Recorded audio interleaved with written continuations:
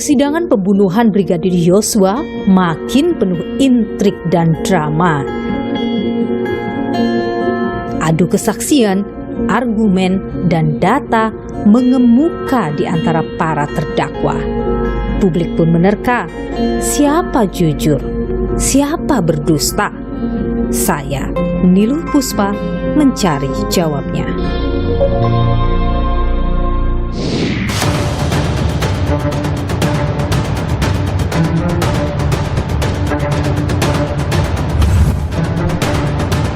Kenapa bisa memberikan penghargaan kepada orang yang sudah melakukan perkosaan kepada saya, Abu Bayangkari?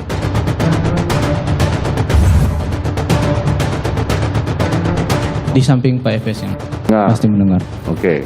Sudah dijelaskan tentang itu skenario yang mulia. Saya minta menghajar, kemudian saksi melakukan atau menerjemahkan itu perintah penembakan dari saya. Saya akan bertanggung jawab. Istri saya jangan kau libatkan.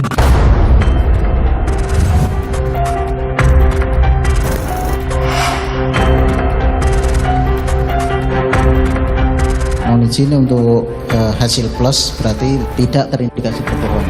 Apakah lie detector itu benar-benar hasilnya akurat 100%? Tidak. Jadi Milik ada Yang Maha errornya Kuasa. dong? Ada. Berapa persen errornya? Sangat di-accepted itu sekitar 93-95. Artinya ada 5-7% error. Error. Bagaimana mempertanggungjawabkan error itu? Bisa tidak sih orang mengelabui hasil lie detector? Bisa. Itu bisa dilakukan oleh orang awam? Bisa kalau diajarin. Ada pelatihnya? Ya. Saudara, persidangan kasus pembunuhan Yosua Huta Barat semakin menarik.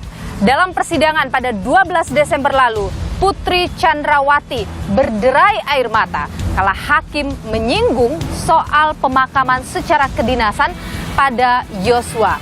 Putri menyebut heran mengapa orang yang telah memperkosa dirinya mendapatkan kehormatan pemakaman secara kedinasan. Kalaupun Polri memberikan pemakaman seperti itu, saya juga tidak tahu.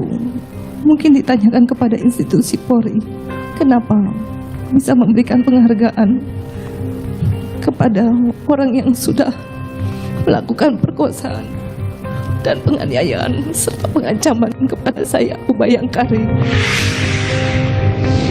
Soal pelecehan seksual yang dilakukan Yosua kepada Putri Chandrawati memang masih misteri. Dalam keterangan sejumlah saksi yang ada di rumah di Magelang, mengaku tidak mengetahui, bahkan juga tidak mendengar Putri menyampaikan kepada mereka bahwa ada peristiwa pelecehan seksual yang dilakukan Yosua kepada Putri Chandrawati. Tidak tahu ya? Tidak tahu. Berarti saudara tidak tahu apakah ada pelecehan atau tidak ya? Tidak tahu.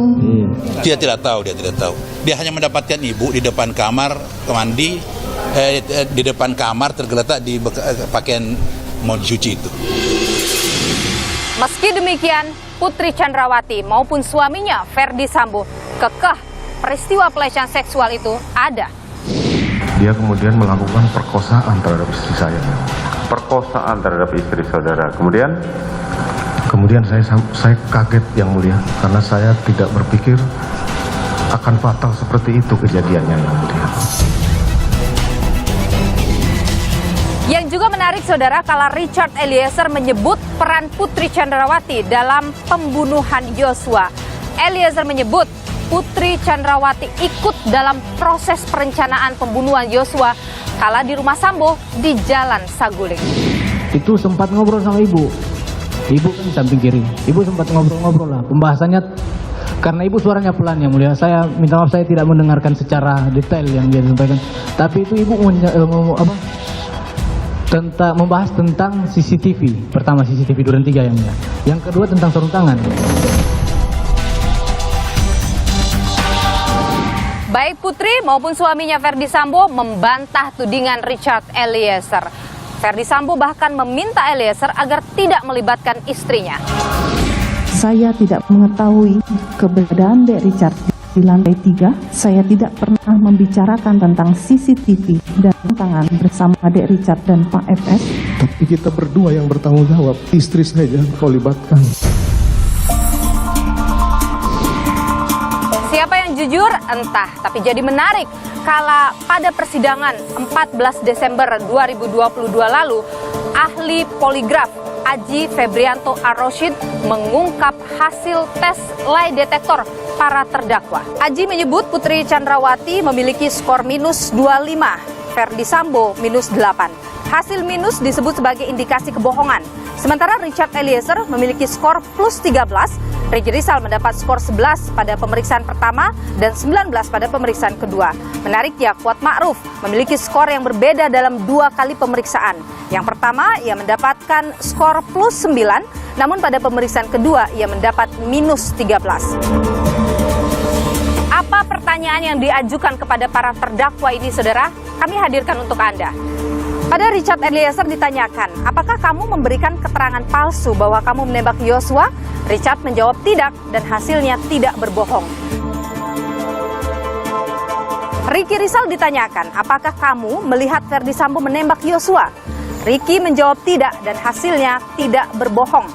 Pada Kuat Ma'ruf ditanyakan, apakah kamu melihat Ferdi Sambo menembak Yosua? Kuat menjawab tidak dan ia terindikasi berbohong. Namun dalam tes sebelumnya saat ditanya soal tahu tidaknya ada hubungan badan Putri dan Yosua, ia menjawab tidak dan hasilnya ia tidak berbohong. Pada Putri, saudara, ditanyakan soal hubungan asmara dengan Yosua dengan menggunakan 3 pertanyaan berbeda. Putri pada ketiganya menjawab tidak dan hasilnya disebut ia berbohong. Pada Ferdi Sambo ditanyakan apakah ia menembak Yosua di Duren 3. Ferdi juga menjawab tidak dan hasilnya ia terindikasi berbohong. Skor plus dan minus, apa maknanya? Bagaimana membaca hasil tes poligraf? Dan seberapa akurat tes poligraf ini sehingga dijadikan tolak ukur seseorang jujur atau tidak? Saya akan membahasnya bersama dengan ahli lie detektor Handoko Gani. Ikuti saya. Melakukan perkosaan dan penganiayaan serta pengancaman kepada saya, Ubay Angkari. Pada saat Bapak Efes menjelaskan tentang skenario Joshua pada waktu itu, Ibu PC itu ada di situ. Kita berdua yang bertanggung jawab. Istri saya jangan kau libatkan.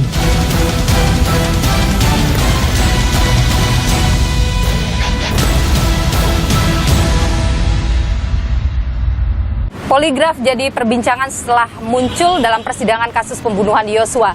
Saudara, di hadapan saya sudah ada ahli lie detektor Handoko Gani. Bu Handoko, terima kasih sudah bersama Niluh. Ada hasil poligraf yang dibuka dalam persidangan Yosua, Putri minus 25, Sambo minus 8. Apa artinya itu?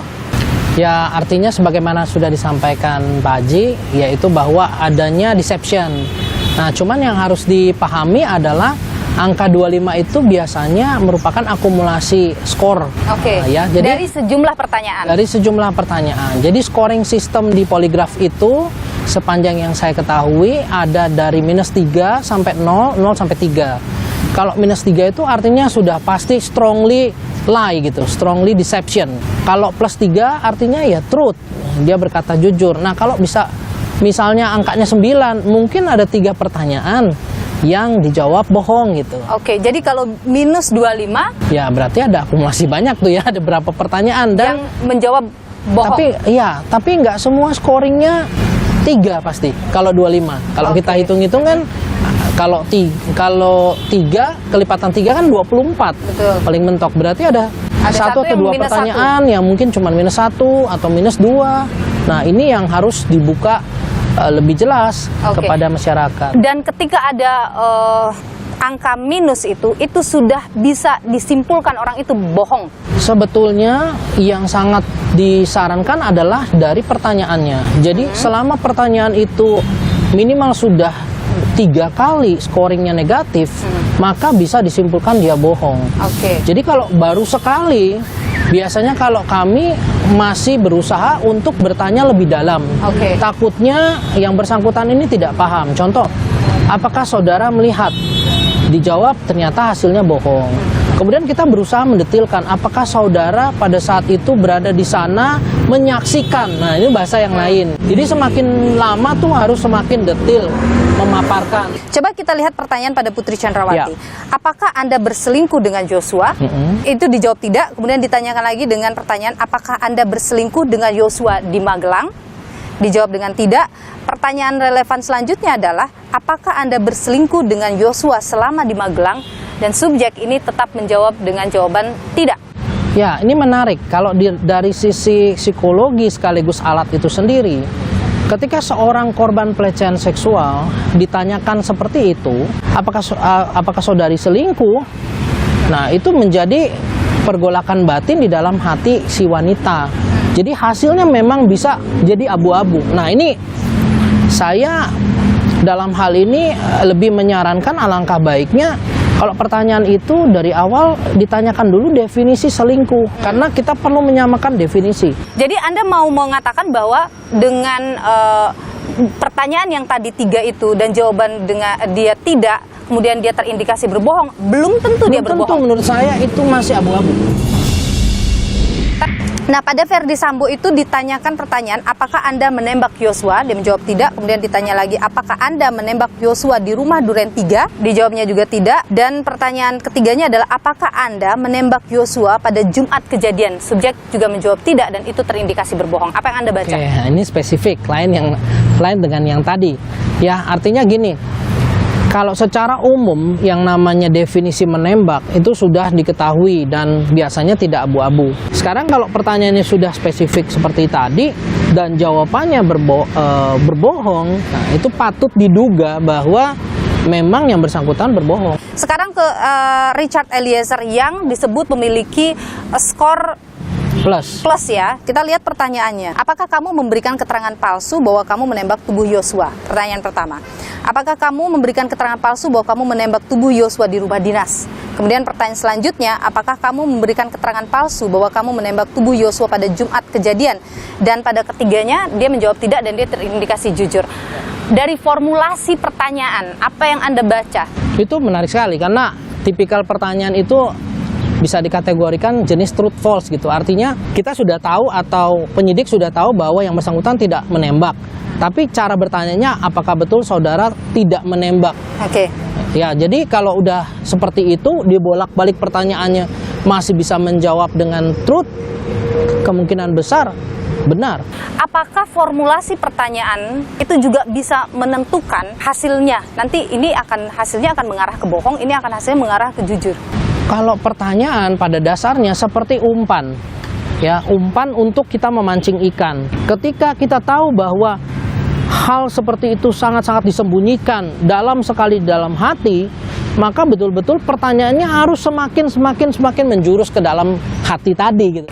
Begini Bung Handoko, jangan sampai formulasi pertanyaan yang dibuat memang diarahkan untuk hasil lie detektor mereka bohong. Atau hasil lie detektor mereka jujur. Bisakah begitu? Tidak bisa. Tidak bisa? Tidak bisa. Jadi formulasi pertanyaan tidak mungkin mengarahkan seseorang untuk mendapatkan hasil yang positif atau negatif? Kalau dibilang mungkin saja. Tapi sekali lagi, kalau nggak bersalah dia nggak akan makan ikannya, nggak makan umpannya, kira-kira gitu. Saya ingin tahu dulu, apakah lie detektor itu benar-benar hasilnya akurat 100%? Tidak. Ya, sebagaimana dijawab 100%. Jadi ada errornya dong? Ada. Berapa persen errornya? Tergantung situasi kondisi. Yang sangat di-accepted itu sekitar 93-95. Artinya ada 5-7% error? Error, betul. Bagaimana mempertanggungjawabkan error itu? Nah, ini dia yang sampai sekarang memang menjadi debat. Kita tidak berbicara bahwa poligraf ini tidak akurat, tapi berbicara bahwa ada akurasinya dan ada yang mau nerima tentang data akurasi tadi. Tapi kalau melihat 5-7% yang error tadi, bolehkah kita simpulkan bahwa ada orang yang mungkin saja berkata jujur dan dia terdeteksi bohong, dan ia berkata bohong terdeteksi jujur? Bisa. Ya, ada beberapa kondisi. Salah satunya adalah tadi traumatis. Misalnya korban pelecehan seksual ditanya poligraf. Oke. Iya, itu bisa ngaco. Pada Putri Chandrawati misalnya, ia menyebut dirinya adalah korban pelecehan seksual. Dia dites poligraf. Anda berpikir hasilnya ngaco itu? Kalau benar pelecehan seksual, bisa ngaco. Oke. Putri Chandrawati dalam persidangan itu bercerita bahwa saat dia masuk ke ruangan, hanya dia bersama dengan 2 laki-laki lain dalam ruangan yang tertutup, itu membuat dia merasa tidak nyaman begitu. Apa yang Anda analisa dari apa yang disampaikan oleh Putri Ini Chandrawati? maksudnya waktu pemeriksaan poligraf? Poligraf. Oh, kalau itu nggak ada isunya. Karena biar bagaimanapun kondisi tersebut bisa dinetralisir.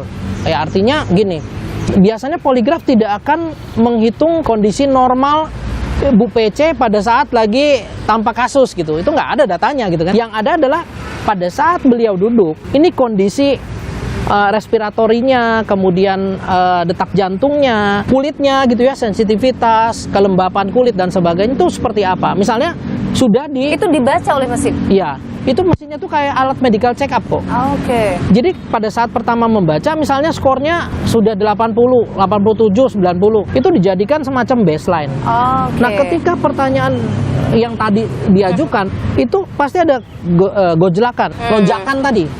Nah, jadi dari situlah kita mengatakan ini anomali. Oke. Jadi sebetulnya kondisi pertama seseorang pada saat dia diperiksa itu bisa dikategorikan kondisi 0. Jadi balik lagi bahwa tidak bisa mengatakan satu hasil lie detector itu atau poligraf itu salah hanya karena merasa kita tidak nyaman iya, dalam proses pemeriksaan itu. Betul.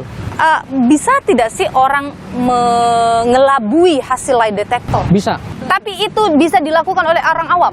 Bisa kalau diajarin. Apakah itu latihan-latihan misalnya latihan dengan cara tanya jawab atau latihan Tidak. dengan... Jadi ada latihan pengendalian diri. Dan itu hanya bisa dilakukan oleh ahli? Menggunakan benda tertentu untuk memicu terjadinya gejolak dalam diri, gejolak tadi respiratori dan Oke. sebagainya. Kalau Anda tadi menyebut pelatihan, artinya ada pelatihnya? Ada pelatihnya? Ya, tapi dan di waktu Indonesia itu ini ada pelatihnya? Enggak ada. Kalau dulu di Amerika pelatih-pelatihnya ditangkap FBI. Tapi tidak ada di Indonesia orang yang bisa melatih itu? Kalau dibilang nggak ada. Tapi kalau artinya potensi untuk melatih diri, memanggil pelatih untuk... Ya, kalau itu bisa aja gitu ya. Pertanyaan saya ke Anda mengikuti persidangan, Anda melihat bagaimana jalan persidangan, Anda juga melihat apa yang disampaikan oleh Putri Chandrawati maupun Verdi Sambo yang begitu konsisten soal pelecehan seksual. Dari tampilannya, dari gesturnya, apakah Anda menilai pelecehan seksual itu terjadi? Saya sebagai masyarakat awam, saya kan cuma melihat potongan-potongan doang, bukan sidang utuh. Nah, kalau apa yang saya lihat dari potongan-potongan belum cukup kuat untuk menyatakan pelecehan seksual itu ada dan sedemikian traumatisnya. Oke. Belum tahu. Handoko Gani, ahli lie detector, terima kasih sudah berbagi informasi di Nilu. Sehat selalu, Bung Handoko. Terima kasih. Melakukan perkosaan dan penganiayaan serta pengancaman kepada saya, Ubayangkari. Pada saat Bapak Efes menjelaskan tentang skenario Joshua pada waktu itu, Ibu PC itu ada di situ. Kita berdua yang bertanggung jawab, istri saya jangan kau libatkan.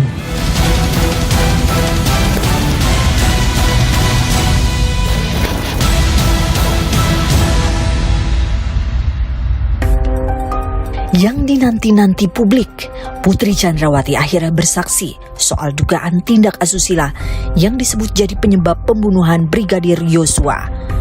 Dalam sidang yang berlangsung 12 Desember 2022, Putri beberkan peristiwa pelecehan yang ia alami saat di Magelang. Saya hanya diam saja karena saya ikhlas menjalankan semua ini karena saya hanya berserah sama Tuhan. Esoknya, drama persidangan berlanjut. Perdebatan sengit terjadi antara tim pengacara Verdi Sambo dengan saksi terdakwa Richard Eliezer.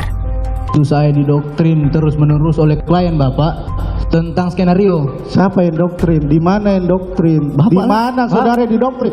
Di lantai 3. Saudara penasihat hukum tidak perlu sampai membentak. Saya mencoba mengingat-ingat kembali kejadian demi kejadian. Bapak kira segampang itu mengingat kembali kejadian Ini tidak konsisten. Pertanyaan-pertanyaan tim pengacara Verdi Sambo dan Putri Chandrawati menyulut kekesalan Eliezer. Apa tujuan saudara kemudian mengubah cerita tersebut dengan menutup mata? Ya, saya sudah sampaikan seperti itu, Ibu. Tujuannya? Oh, kok tanya tujuan, Ibu?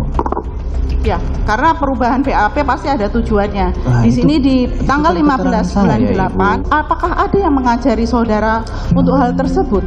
Kok ada yang mengajari, Ibu? Selain mendengar kesaksian para terdakwa, sidang juga menghadirkan para saksi ahli. Dua ahli yang diminta keterangan di awal adalah Arif Sumirat, ahli balistik, dan Aji Febrianto, ahli poligraf dari Pusat Laboratorium Forensik Polri. Dalam persidangan, ahli poligraf menyebut Ferdi Sambo dan istrinya Putri Chandrawati terindikasi berbohong. Hal ini terlihat dari skor minus yang didapat keduanya. Ferdi Sambo minus 8, Putri Chandrawati minus 25. Sementara hasil poligraf terdakwa Richard Eliezer dan Ricky Rizal terindikasi jujur. Yang menarik, Kuat Ma'ruf menjalani 2 kali tes, hasil skor yang didapat Kuat bervariasi. Dalam tes pertama, Kuat terindikasi jujur. Namun, tes kedua, Kuat terindikasi tak jujur. Terdakwa Sambo apa? Terindikasinya apa? Minus. Siap. Minus. Siap. Kalau minus apa? Terindikasi berbohong. Siap. Kalau terdakwa Putri, terindikasi berbohong. Ferdi Sambo dan Putri Chandrawati kompak menyatakan keberatan atas keterangan ahli poligraf. Pengacara Sambo pun mempertanyakan keabsahan tes poligraf. Nah, ketika Bu PC menolak, menyampaikan di pretest itu, terang. Dan tadi saudara ahli sampaikan berarti dia tidak punya kepercayaan kepada pemeriksa untuk menyampaikan keterangan soal tanggal 7 kejadian itu. Bagaimana hasilnya bisa divalidasi, Bapak? Kami tidak tahu apakah beliau percaya sama kita atau tidak. Jadi untuk menentukan seseorang itu ya untuk dilakukan pemeriksaan ada namanya tes angka. Seseorang ini memang layak untuk dilakukan pemeriksaan ataukah tidak. Kalau memang tidak layak, tidak kita lanjutkan. Lantas, sejauh mana hasil tes poligraf bisa memengaruhi hasil di persidangan? Jarang sekali hasil poligraf itu diletakkan sebagai bukti. Dia lebih untuk menyempitkan arah penyidikan sehingga kemudian lalu entah itu kepolisian, jaksa atau hakim cukup yakin bahwa berada pada track yang benar dalam rangka siapa yang kemudian menjadi tersangkanya. Persidangan terus berlanjut. Ke depan akan makin banyak fakta terungkap. Kejujuran dari para terdakwa dinanti. Tantangan bagi hakim untuk memutus perkara seadil-adilnya. Saling bantah dalam persidangan terjadi antara terdakwa Ferdi Sambo, Putri Chandrawati, dan juga Richard Eliezer. Dan yang menarik juga ketika ahli poligraf membuka hasil poligraf masing-masing terdakwa. Sudah hadir di hadapan saya Febri Diansyah, pengacara Putri Chandrawati. Bung Febri, terima kasih sudah bersama Niluh, sehat selalu. Sehat, amin. Dalam persidangan kemarin ada hasil poligraf yang dikeluarkan, dibacakan klien Anda, Putri Chandrawati, dikatakan minus, pun demikian dengan Ferdi Sambo. Apa tanggapan pengacara? Pertama, kalau semua poligraf itu digunakan, yang paling diuntungkan sebenarnya adalah Ferdi Sambo. Kenapa? Richard mengatakan ketika dites poligraf bahwa dia yang menembak Joshua. Ricky ketika tes poligraf dan hasilnya jujur, Richard juga jujur, Ricky juga jujur, di tes poligraf mengatakan dia tidak melihat Ferdi Sambo menembak Joshua. Sementara dakwaan jaksa, Ferdi Sambo menembak Joshua pada tembakan kelima ketika Joshua sudah jatuh. Tapi yang jadi soal bagi kami bukan itu sebenarnya. Bagaimana kita bisa meletakkan satu bukti itu berkesesuaian dengan bukti yang lain. Nggak boleh ada satu bukti yang berdiri sendiri, kemudian dari satu bukti itu disimpulkan seolah-olah yang lain juga seperti itu. Kalau kita bicara soal poligraf, ada perdebatan di kalangan hukum, praktisi atau ilmuwan hukum, dan di kalangan psikolog. Karena poligraf sebenarnya tidak memotret fakta. Dia memotret atau merekam bagaimana reaksi tubuh atas pertanyaan-pertanyaan tertentu. Karena itulah, tes poligraf hanya mungkin dilakukan kalau seseorang yang dites itu dalam keadaan tenang. Yang kedua, tes poligraf hanya bisa dilakukan dengan persetujuan orang yang dites. Ketika klien Anda dites dengan alat itu, apa yang disampaikan oleh klien Anda kepada Anda pengacara? Dia dalam kondisi tidak ingin, tidak mau, tidak siap untuk melakukan itu. Kemarin di persidangan, kalau kita simak, Bu Putri secara jelas mengatakan dia tidak siap untuk diminta menjelaskan lagi kejadian yang di Magelang. Sebenarnya kan seharusnya tidak dilakukan tes, setidaknya diundur, dicari waktu yang tepat. Tapi apakah Putri saat itu menyampaikan dia tidak mau melakukan tes itu? Kalau di fakta persidangan kita lihat, sebenarnya Bu Putri tidak mau tes itu dilakukan karena diawali dengan meminta untuk menjelaskan kejadian yang di Magelang, yang bagi seorang korban kekerasan seksual itu situasi yang sangat berat. Nah, pertanyaannya, apakah tes itu menjadi valid? Apalagi kemarin muncul di fakta persidangan. Pertanyaan itu sebenarnya muncul dari mana ketika ditanyakan pada ahli? Ada titipan dari penyidik. Apakah memungkinkan? Apakah objektif kalau pertanyaan-pertanyaan titipan masuk dalam tes yang seperti itu? Anda meragukan hasil tes poligraf terhadap klien Anda? Kami akan menjelaskan bagaimana validitas atau tidak validnya hasil tes poligraf ini dengan kesesuaian bukti-bukti yang lain. Anda tidak sepakat ketika hasil poligraf dibawa dalam persidangan untuk mengatakan klien Anda jujur atau tidak jujur? Tes poligraf itu dibawa oleh jaksa. Itu kewenangan jaksa. Dan itu hak jaksa. Tapi ada satu bukti yang sebenarnya bertentangan dengan hasil tes poligraf tersebut. Yang mana? Ada satu hasil pemeriksaan forensik yang mengatakan bahwa Bu Putri tidak melakukan maling gerik terkait dengan penjelasan kekerasan seksual di Magelang. Nah, itu nanti akan dielaborasi dalam keterangan ahli sekaligus pada hasil pemeriksaan forensik. Saya ingin bergeser ke soal peran Putri Chandrawati yang disebutkan oleh Richard Eliezer ikut dalam proses perencanaan. Ini menjadi perdebatan juga dalam persidangan kemarin. Apa yang sebenarnya ingin tim Anda hadirkan, sodorkan kepada hakim soal peran Putri Chandrawati ini? Pertama, semua saksi harus dilihat dengan sikap yang sama. Tidak ada saksi favorit seperti itu. Oke, Anda merasa ada yang saksi favorit? Kami melihat ada perbedaan perlakuan di sana. Kita bisa lihat misalnya ada saksi tertentu yang baru mulai bicara sedikit, dia sudah dibilang bohong. Tapi ada satu saksi, saya tidak usah sebut nama, publik bisa menilainya, yang apapun keterangannya, kemudian seolah-olah langsung dilihat bahwa itulah keterangan yang benar. Terkait dengan Richard, ada keterangan yang berkesesuaian dengan bukti yang lain. Tentu kami tidak bisa menolak hal tersebut. Tapi bagaimana kalau satu keterangan itu berdiri sendiri? Tidak ada yang mengkonfirmasi. Keterangan yang mana yang menurut Anda? Pertemuan di lantai 3 rumah Saguling misalnya. Yang mengatakan seolah-olah Bu Putri ada di sana. Peran Bu Putri untuk menyampaikan A, B, C, dan D. Tidak ada satu bukti pun yang mengkonfirmasi atau membenarkan keterangan tersebut. Ada satu azas di dalam hukum, kita perlu ingat betul, satu saksi bukanlah saksi. Tidak ada kredibilitas pembuktian untuk keterangan tunggal satu saksi. Jadi Anda menganggap Richard berbohong perkara itu? Richard sudah mengaku berbohong untuk keterangan di BAP 5 Agustus 2020. Apa yang disampaikan oleh Richard dalam BAP tanggal 5 itu? Kurang lebih begini ya. Satu, ketika Richard naik ke lantai 3 rumah Saguling, ada Ferdi Sambo di sana. Kemudian Ferdi Sambo meminta senjata Richard, Glock 17 yang dipegang oleh Richard. Kemudian ada perjalanan ke rumah Duren 3, lokasi penembakan tersebut. Richard naik ke lantai 2. Kemudian ketika Richard berada di lantai 2, ia mendengar suara tembakan.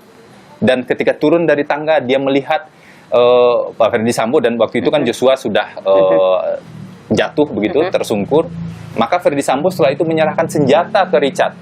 Seolah-olah kalau yang kami pahami dari sana, penembakan semua dilakukan oleh Ferdi Sambo. Dan Richard tidak tahu apa-apa. Ini keterangan pertama yang berubah setelah skenario. Ketika kami tanya, ada arahan Ferdi Sambo nggak? Nggak ada. Richard 2 kali berbohong. Satu, lah di fase skenario, dia berbohong karena ada arahan Ferdi Sambo. Yang kedua, ini jadi pertanyaan kami juga. Siapa sebenarnya yang mengarahkan keterangan tanggal 5 Agustus tersebut? Kami tidak tahu sampai sekarang. Saya mau tanya, apakah keterangan pada tanggal 5 yang ditulis dalam BAP itu ditandatangani oleh Richard dan masuk dalam berkas Ada tanda tangan. Dan masuk dalam berkas perkara?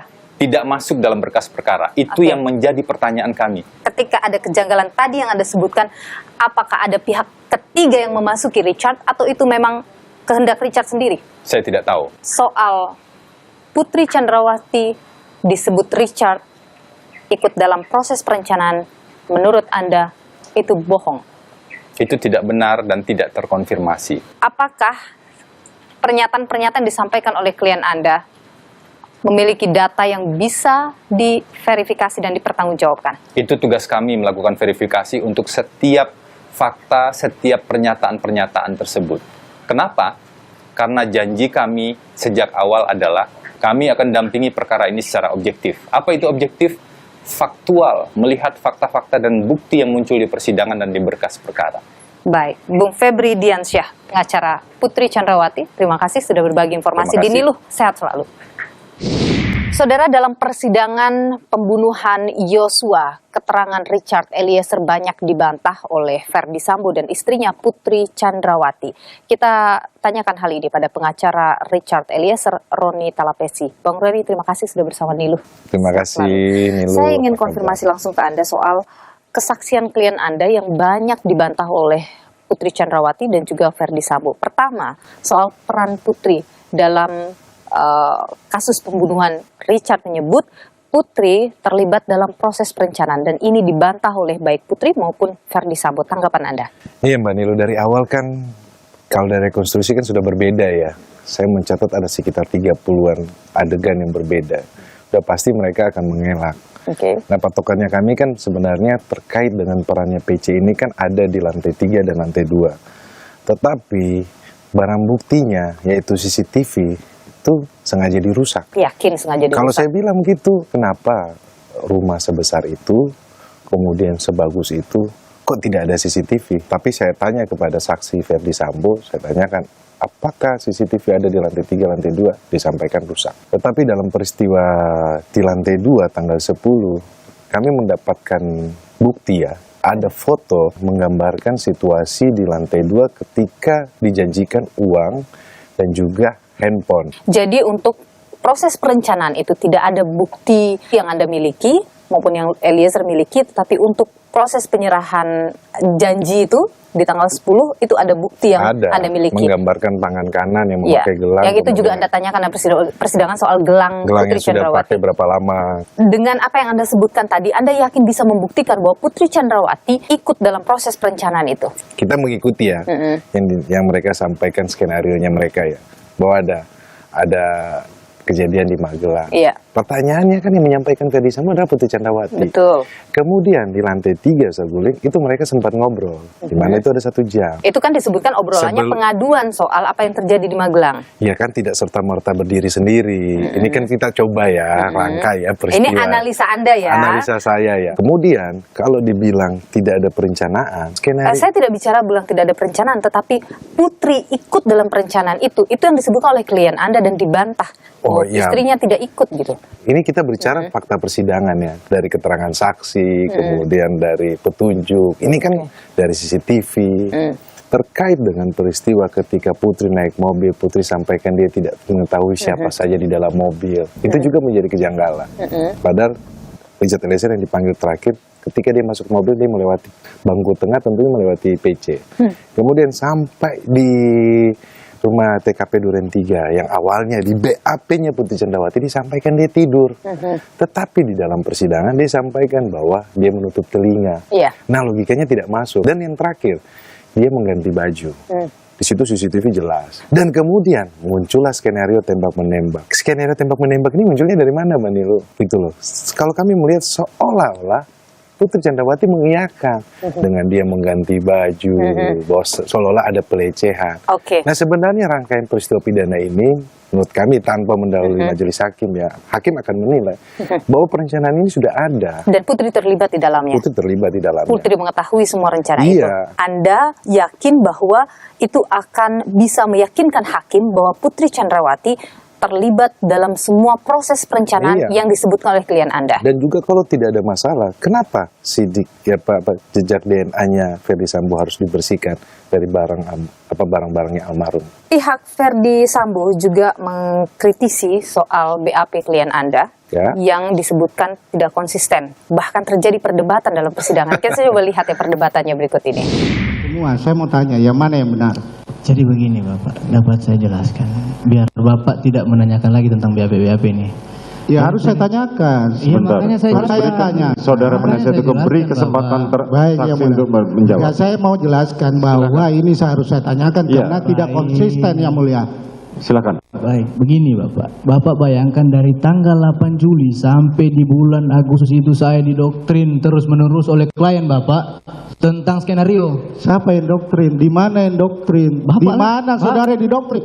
Di lantai 3.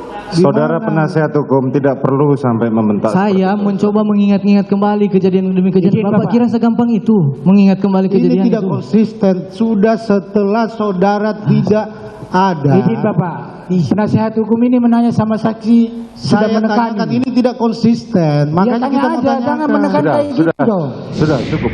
BAP di bawah tanggal 6 itu adalah skenario, di mana itu adalah skenario Sambo, dan yang lawyer yang mendampingi itu dari Sambo. BAP di atas tanggal 6 itulah yang sebenarnya ketika pasca Richard menulis surat. Bicara soal ketidakkonsistenan yang disebut oleh pihak Verdi Sambo, Anda menganggap itu tidak benar? Tidak substansi, Mbak Nilu. Yang substansi itu adalah peristiwa pidananya yang sekarang sudah mereka tidak bisa bantu. Klien Anda tampak sering emosional dalam persidangan ini. Kenapa? Tidak emosional, Mbak Nilu. Ketika kita lihat misalnya ada perdebatan atau jawaban-jawaban yang dia natural. Jawaban-jawaban yang dijawab dengan agak ketus misalnya. Itu tidak ada cerita tutup mata. Ya saya sudah sampaikan seperti ini Bu. Ya. Alasan perubahan tersebut apa? Atau apakah ada yang mengajari saudara untuk hal tersebut? Kok ada yang mengajari Bu? Itu natural, Mbak Nilu, wajar lah. Ada apakah dia mengalami tekanan? Tidak ada. Dan begini loh, Richard Eliezer ini dia kan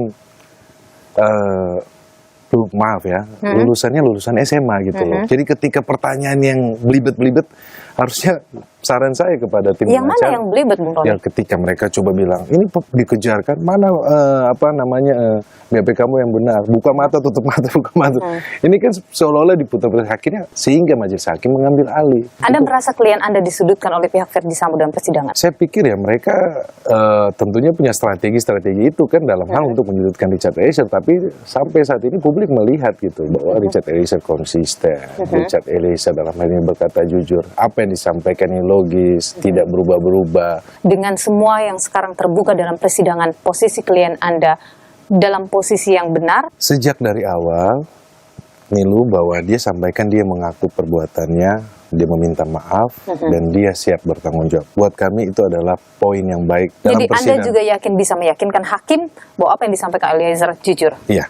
Baik, terima kasih Bung Roni Talapesi, pengacara Richard Eliezer. Sehat selalu. Sehat selalu. Saling adu kesaksian antara Richard Eliezer dan juga Putri Chandrawati, juga suaminya Verdi Sambo.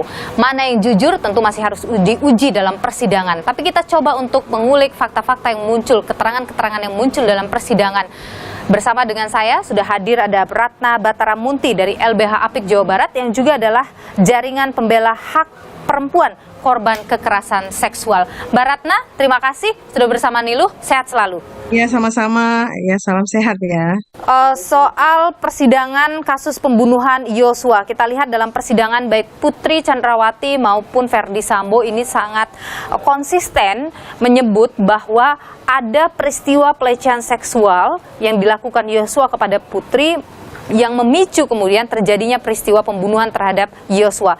Melihat mereka yang begitu konsisten, Anda melihat apa yang disampaikan bisa adalah kejujuran? Ya, itu kan dia minus 25 ya. Ini ya, tidak jujur alias berbohong. Jadi Anda menilai tidak jujur apa yang disampaikan soal pelecehan itu? Iya, itu mendukung dengan fakta-fakta diungkapkan di persidangan, misalnya dari kesaksian RR terutama ya, misalnya fakta bahwa Ibu PC ini mencari-cari Joshua dan meminta bertemu. Itu kan suatu hal yang secara lazim tidak dilakukanlah oleh korban perkosaan ya. Kedua, pulang dari Magelang itu masih bersama-sama kembali ke Jakarta, bahkan isomannya itu Duren 3 itu juga bersama-sama ya. Kalau kita lihat dari sisi hukum misalnya, bagaimana bisa membuktikan atau bisa memastikan bahwa seseorang itu adalah korban pelecehan seksual? Dari dampak trauma ya, yang memperlihatkan memang dia tuh trauma, depresi gitu ya. Dan seringkali juga keterangannya korban ini justru bukan terstruktur. Nah, pengalaman kami justru korban itu biasanya tidak selancar itu sistematis ya ketika menceritakan kejadian yang sangat traumatis yang dia alami seperti perkosaan. Nah, yang kedua juga biasanya korban ketika ke LPSK itu kan mau menceritakan, maksudnya tuh LPSK tuh biasanya dia tuh turun ya, melakukan maksudnya asesmen dulu ya kepada korban. Malah ada dua fenomena ya, satu ada amplop coklat gitu ya, ketika amplop coklat ditolak lalu tiba-tiba tidak mau memberikan keterangannya, akhirnya nggak bisa kerjasama gitu ya, karena tanpa pemberian keterangan tersebut ya tidak mungkin dilakukan perlindungan dari LPSK. Anda menilai bahwa amplop yang sempat disampaikan itu berkaitan dengan tidak maunya Putri diperiksa oleh LPSK, dalam hal ini di asesmen oleh LPSK? Iya dong, kalau korban itu justru berharap ada perlindungan kan dari LPSK gitu, ada bantuan, ada dukungan. Kalau kita lihat dalam persidangan, Putri Chandrawati sempat terisak ketika ia menyebut Yosua memperkosa dirinya dan melakukan kekerasan padanya. Isakan, tangisan yang muncul dari Putri Chandrawati, apakah Anda tidak melihat itu sebagai bentuk trauma Putri atas peristiwa yang menimpa dirinya? Kita ketika menganalisa itu jangan hanya melihat tangisan, isakan ya, tanpa melihat faktor-faktor yang lain. Situasi misalnya dia relasi dengan Joshua kan selama ini cukup baik gitu ya, dan Joshua selama ini tuh menghormati dia sebagai ibu. Tapi kan bisa lagi ada motif yang lain. Apakah memang ini ada hubungan antara Joshua sama si PC itu sampai hubungan romantis itu, atau sebenarnya itu tuh memang disetting untuk menutupi sebenarnya kasus yang lebih besar. Kalau Putri ternyata berbohong soal pelecehan seksual, apakah ini akan menjadi presiden buruk bagi korban kekerasan seksual, Mbak Ratna? Ya pastilah jadi presiden buruk ya, karena kan akhirnya korban-korban yang sesungguhnya itu justru tidak mendapatkannya maksimal ya pelayanan dari polisi, karena kan semakin menguatkan bahwa korban KS itu memang seringkali berbohong gitu. Baik, Mbak Ratna Bataramunti dari LBH Apik Jawa Barat yang juga jaringan pembela hak perempuan korban kekerasan seksual. Terima kasih sudah bersama kami di program Niluh. Sehat selalu Mbak Ratna.